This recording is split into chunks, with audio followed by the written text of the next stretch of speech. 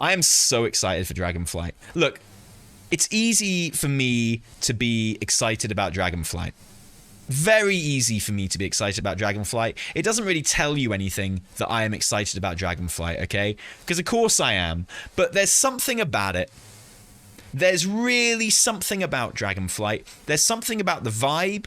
There's something about, you know, how old school. So far from what I've seen of Dragonflight, it does this really awesome thing where it's simultaneously very old school and feels very classic WoW and very old-fashioned in that sense, but in a really pleasing way, you know? The environments are very recognizable because, you know, there's loads of dragon stuff, so it kind of feels a bit like Cataclysm. There's loads of Kirin Tor stuff. It's all classic. There's loads of Tuskar and Gnolls and, you know, like all the other kind of like bear things and what have you. Like loads of races that you recognize, but with updated models and stuff. And it just feels like old school WoW. Like the Azure feels like Northrend. You know, that you've got these big open zones that feel like kind of classic zones, and it really does. You know, you got talent trees as well, which has a really old school vibe to it as well. It genuinely feels like going back to its roots, but at the same time, because you've got this new class, the Drakthir Evoker, which is very modern feeling, because you've got Dragonriding, which you use like constantly in your minute-to-minute gameplay, and it is like revolutionary in terms of your minute-to-minute gameplay, and in terms of improving like the enjoyment of your minute-to-minute gameplay. Like it's got this thing where it feels simultaneously incredibly old school and going back to its roots, but also like substantially more modern feeling than the last few expansions. You know, it's very much a new era of WoW in the way it feels, but also kind of a return to its kind of roots. And to combine both of those things is actually a really impressive feat. And we'll see how it plays out, right? I've played through one zone, you know. I've toyed with the Evoker. I've played a lot of Dragonriding because I like it so much. And like, but to combine those two things is like really special. The zones are stunning. The hub city is really, really beautiful. And I really like how... So we can see here. So Thaldraszus is here. Here's the hub. Okay, the hub is like here. That bit of Thaldraszus is the hub. In this upper, like, bit here. And there's a reason it's here. And there's a reason this map is drawn the way it is. Because from here, from this hub, you can dragon ride down to any part of any zone, pretty much. Like, when you're in Thaldraszus and you're laying your work orders down, or you're picking up your work orders or whatever, and you see quests you want to go and do in whatever zone you want to go and do, your hearth is set to Thaldraszus, obviously, and you're just like, boom, let's fly down to the Waking Shores with our amazing dragon riding. You get there in like, it's going to be so good. It's going to feel so great. Or you want to be like, oh, let's go down the Azure. It's going to be awesome. These islands off to the left are pretty empty. We didn't explore with Farsight. And there's not much going on there. I've got a feeling there'll be some story stuff there, but it'll be like... I don't think there'll be any kind of world content there, I don't think. I think it's going to be kind of like Thros. You know when we went to that island off the coast of Kultiras in the Jaina story? Just that one time. We went to that really far away island. I've got a feeling it's probably going to be like that. Rip normal flying in future expansions? Yeah, probably. Well, no, I think they'll keep it as an option. I think they'll probably have like some mount equipment that turns drakes into dragon riding mounts, right? I don't think people are going to be happy to let go of dragon riding. I think they're going to have to introduce dragon riding across the game. Because I know that for those of you who haven't got your hands on it yet, you're probably a bit sick of hearing about dragon riding. You're probably a bit sick of hearing people cream about dragon riding and big it up so much, because it looks to you exactly like it looked to me before I got my hands on it. I didn't give a shit about dragon riding. I didn't care about it at all. I was like, nah, I felt like it a bit like I did about Torghast. You know, I was like, nah, when I, you know, before that hit the alpha, I was like, yeah, fine. I'm sure it'll be great. Whatever. It's not really an exciting feature for me. And then the second I got it, oh my God, I was like, this is so important and it feels great.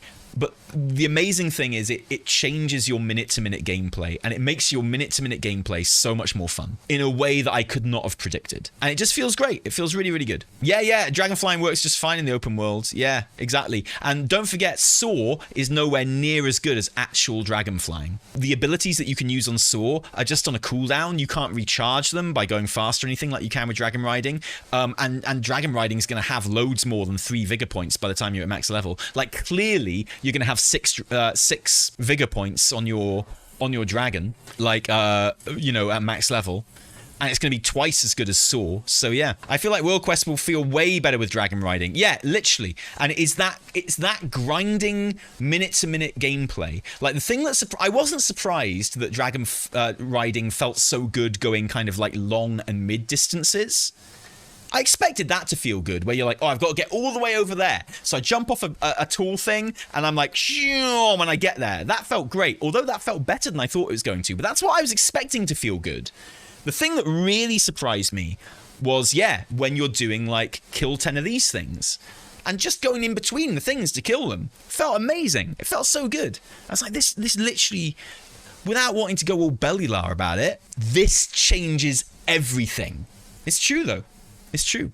And I confidently predict that, the first, when Dragonflight does actually go live, WoW Twitter and WoW social media is going to be wall to wall. Like, you know how when Legion went live, anytime you went on Twitter, WoW Twitter was just pictures of people holding up their artifacts at the end of their artifact quest lines. Like, it was wall to wall, people just holding up their artifacts with the name of their artifact, because they just got a screenie of the end of the artifact questline where you get it. It's going to be that, but with Dragonflying, and people being like, holy shit, Dragonriding is amazing! It won't even be Drakthir, because people have got Drakthir 2 weeks before when pre-patch goes live. So for 2 weeks, it'll be all Drakthir, like, whoa, amazing, look at my amazing Drakthir that I spent 12 hours making. Brilliant, love it. But when Dragonflight actually goes live, when the expansion goes live, it's going to be wall to wall, people discovering how brilliant Dragonflying is. I promise you. And yeah, there'll be people that hate it, but I think a lot of people are going to be surprised by just how good it is. And it feels genuinely revolutionary to the game of WoW. Because I know there's other systems and other games that it's blatantly copying, whatever, who cares? It changes the way you play WoW on a moment-to-moment basis, and it feels so good. It feels so modern. It's incredible. And so, like, Dragonflight has that thing where it's combining this incredible old-school feel and this classic feel, and it feels so familiar and so safe, After Shadowlands, in particular, there's something about Dragonflight that just feels like, you're wrapping yourself in a blanket, in a really nice, cozy WoW blanket. And you're like, oh, WoW's back. Everyone, WoW's back. And it feels great. And to combine that with this incredibly modern feeling stuff, it's pretty awesome, really. So what you're saying is make WoW great again? No, make WoW WoW again. And I think it is heightened by the fact that we're coming from this incredibly concept-heavy Shadowlands expansion. You want to just get out there and do WoW stuff. And with the Uldaman dungeon that we're going to test out in a little bit as well, it's great. It's clearly, very consciously harking back to that sort of stuff. BFA was very WoW. You're right.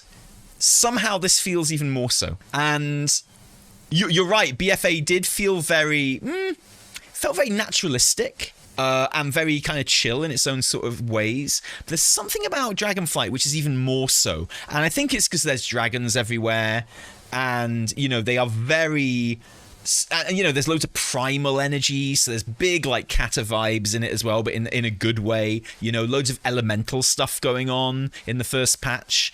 There's, with the talent trees as well, the fact that so many of the mobs in the Azure Span are, like, mobs that Tuskar, Gnolls. What are the bears called that always get corrupted? What are they called? I always forget their name. They crop up every now and then, and whenever they do, they're getting corrupted by some fucker. Furbolgs, thank you. I always forget what they're called. Yeah, there are Furbolgs. The Kirin Tor are there doing their thing, Khadgar's there. And it, like, there's something a bit more kind of classical WoW about Dragonflight than BFA. It feels really good. BFA was specifically trying to hark back to Warcraft 3 or even 2 a lot of the time. I feel like that was BFA's aim. BFA was like, we want to pay homage to the RTS games, really. That's what the whole, like, you know, Warfronts thing was about. So it was like, it did hark back in feel very much to Warcraft 3 and at times Warcraft 2, whereas Dragonflight aims more for Wrath and Kata. And there's something kind of awesome about that, like, genuinely. BFA was trying to evoke Warcraft 3, and Dragonflight very much more evokes Wrath and Kata. Yes, that is my considered opinion. Is archaeology shelved again this expansion? I wouldn't be surprised if we get some archaeology later on in the expansion. I think it'll be a patch feature. There are archaeologists everywhere in Azerspan talking about their archaeology. I think it's on its way. And it would fit with all the new professions stuff, you know?